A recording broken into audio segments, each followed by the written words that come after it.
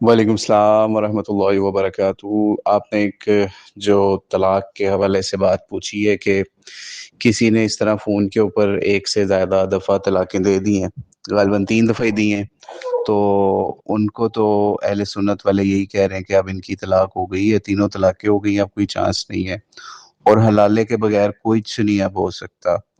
تو وہ لڑکا بھی چاہتا ہے اور لڑکی بھی چاہتی ہے کہ ایک ہی طلاق کنسیڈر ہو کے ہمارا واپسی والا معاملہ ہو جائے، لیکن جو لڑکی والے ہیں وہ اہل سنت گھرانے والے ہیں، تو وہ لڑکی واپس نہیں کر رہے۔ لڑکی تو آنا چاہتی ہے لیکن وہ چاہتے ہیں لڑکی والے کہ جناب کوئی اہل سنت کا مفتی فتویٰ دے دے، یعنی اس قسم کا فتویٰ دے دے کہ بھائی طلاق کے معاملے میں آپ اہل حدیث سے رجوع کر کے فتویٰ لے لیں۔ تو وہ کبھی بھی آپ کو لکھ کے یہ فتویٰ کبھی نہیں دیں گے، ٹھیک ہے نا۔ ہاں، ان کے جب مولوی ہوتے ہیں نا اہل سنت کے، یعنی اگر بریلوی اور دیوبندیوں کے، وہ جب ان کے اپنی بیٹی کو یا ان کی اپنی بہو کے ساتھ یا ان کے اپنی پسندیدہ عورت کے ساتھ ایسا معاملہ پیش آ جائے نا، اس وقت وہ خفیہ طور پہ اہل حدیثوں کے پاس جا کے یہ کام کرتے ہیں۔ یعنی مولانا اسحاق بھی اس چیز کا بتایا کرتے تھے، اور بھی کئی اہل حدیثوں کے لوگ جو ہیں نا وہ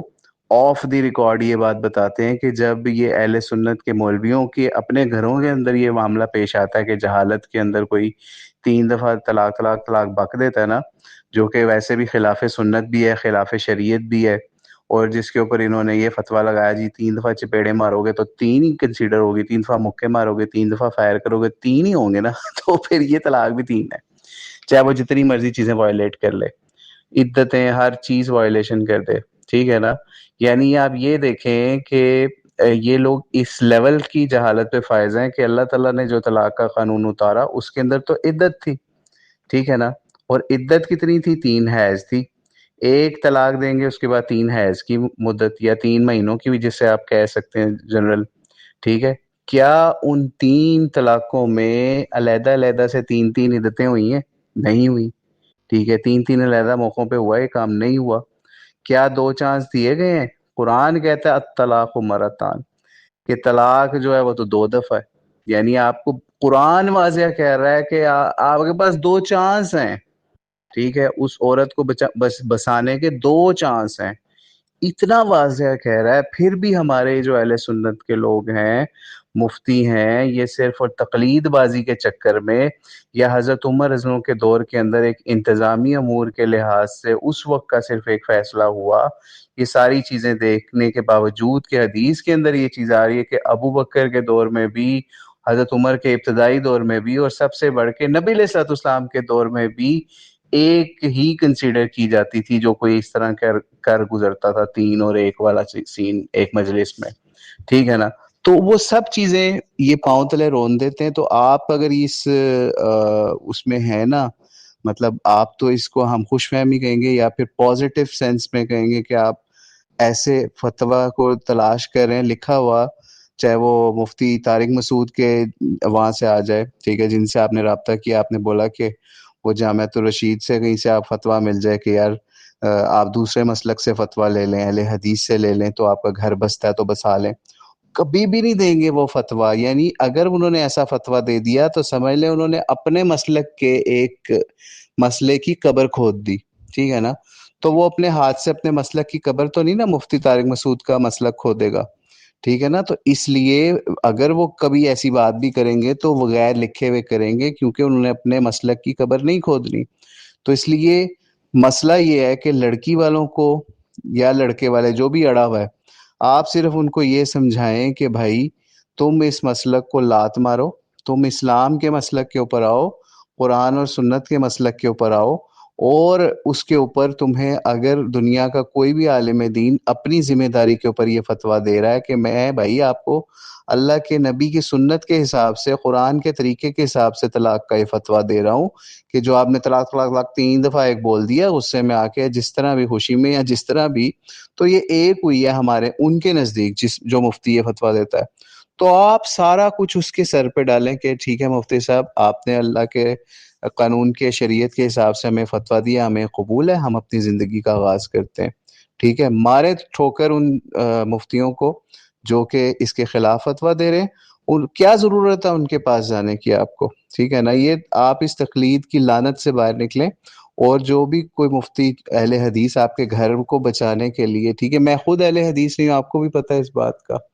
ٹھیک ہے نا، تو اس لیے اگر اہل حدیث کی طرف سے بھی یہ فتویٰ مل رہا ہے تو اس کو سر آنکھوں پہ لیں۔ اور پہلی بات اور آخری بات یہ کہ ہمارے جو لڑکے لڑکی کو جو ہے نا وہ طلاق کے مسائل سمجھانے چاہیے، تاکہ وہ اس طرح کی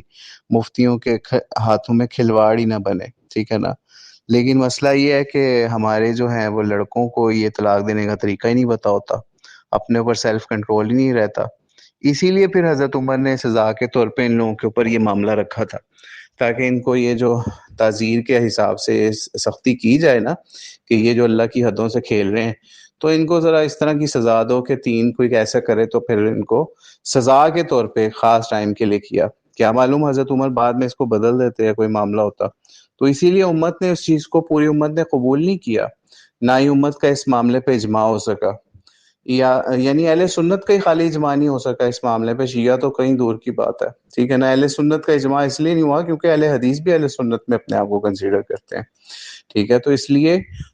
جو بھی ایسا کیس ہے ان کو کہیں کہ